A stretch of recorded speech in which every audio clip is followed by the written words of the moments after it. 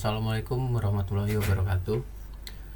Perkenalkan, kami dari kelompok 2 kelas I242A mata kuliah Sistem Terdistribusi yang akan mempresentasikan mini project untuk UAS kami. Perkenalkan, untuk anggota kelompok kami ada saya Alvario Dava Mustafa dengan NIM 312410359, lalu Muhammad Aditya Novaldi dengan NIM 312410360, dan Muhammad Naufal Fatroni dengan NIM 312410345. Proyek kami mengambil tema inventaris dengan judul Sistem Inventaris API. REST API CRUD menggunakan PHP native dan database MySQL yang berjalan di localhost. Kemudian selanjutnya, ini adalah tampilan web yang kami buat sebagai visualisasi dari API kami. Sekarang kita akan masuk ke bagian teknis. Nah, selanjutnya saya akan menjelaskan tentang struktur database dan kode pemrograman yang digunakan pada sistem ini. Pertama, buka PHP MyAdmin. Lalu pada database yang digunakan yaitu Inventaris DB, terdapat satu tabel utama bernama produk. Tabel ini berfungsi untuk menyimpan seluruh data produk yang ada pada sistem. Di dalamnya terdapat beberapa kolom penting, yaitu ID sebagai identitas unik setiap produk yang dibuat secara otomatis, nama untuk menyimpan nama produk, harga untuk menyimpan harga produk, stok untuk mencatat jumlah stok yang tersedia, data create, add yang berfungsi mencatat waktu saat data dibuat secara otomatis. Pada tab browser, dapat dilihat bahwa sudah terdapat beberapa data produk yang digunakan, yaitu kebutuhan demonstrasi dan pengujian fitur CRUD-nya. Selanjutnya, pada bagian kode pemrograman, buka aplikasi Visual Studio Code. Kemudian pilih file index PHP. Backend sistem ini dibuat menggunakan PHP native, tanpa menggunakan framework tambahan. Pada bagian routing, sistem membaca URL yang diakses oleh pengguna dan menentukan proses yang harus dijalankan. Sebagai contoh, ketika pengguna mengakses endpoint atau produk, sistem akan mengambil dan menampilkan seluruh data produk yang tersimpan di dalam database. Dengan mekanisme setiap URL dapat diarahkan ke fungsi yang sesuai kebutuhan aplikasi. Selain itu, terdapat bagian try checks yang berfungsi untuk menangani kesalahan atau error selama pemrograman berjalan. Seluruh sistem penting dibungkus dengan mekanisme ini agar aplikasi tetap stabil. Misalnya, jika pengguna meminta data dengan ID yang tidak ditemukan, sistem tidak akan berhenti dan mengalami crash. Sebaliknya, sistem mengirimkan respon berupa pesan error dalam format JSON dengan status yang sesuai, seperti 404 not found.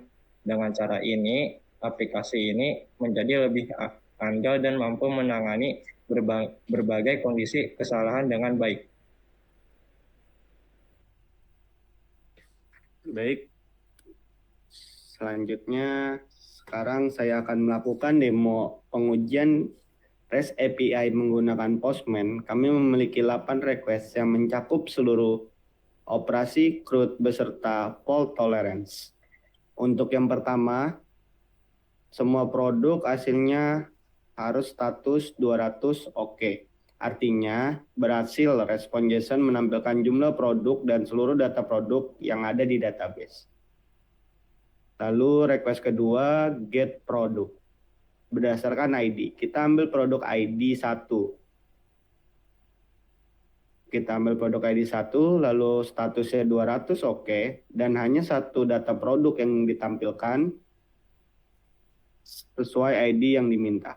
Lalu request yang ketiga adalah pengujian fault tolerance. Pertama, kami sengaja memasukkan ID 999 yang tidak ada di database, hasilnya status akan 404 not found. API tidak REST tetap membalas JSON dengan pesan error yang informatif. Inilah implementasi fault tolerance kami.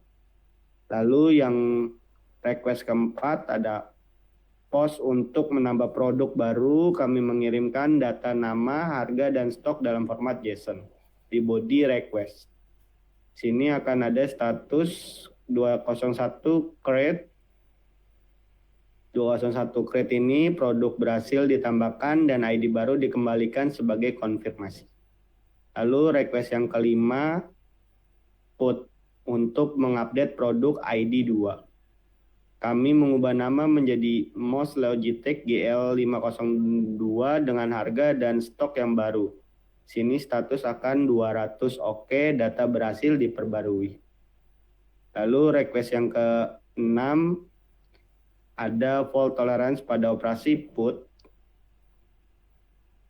Di sini update produk ID-nya kami isi 999 yang tidak ada, hasilnya tetap 404 not found. Artinya EPI menanggapi error dengan baik tanpa crash. Lalu request yang ke-7 ada delete untuk menghapus produk ID 2. Status akan 200 oke. Produk berhasil dihapus dari database. Lalu yang ke request ke-8 sekaligus yang terakhir, di sini kami mengimplementasikan fault tolerance pada delete dengan ID 999, tidak ada hasilnya. Dia akan status 404 not found. Ini membuktikan bahwa semua operasi CRUD, get, post, put, dan delete sudah dilengkapi fault tolerance. Baiklah, demikian demo mini project UAS dari kelompok 2. Dan kesimpulannya adalah seluruh 8 operasi CRUD berjalan 100% sukses.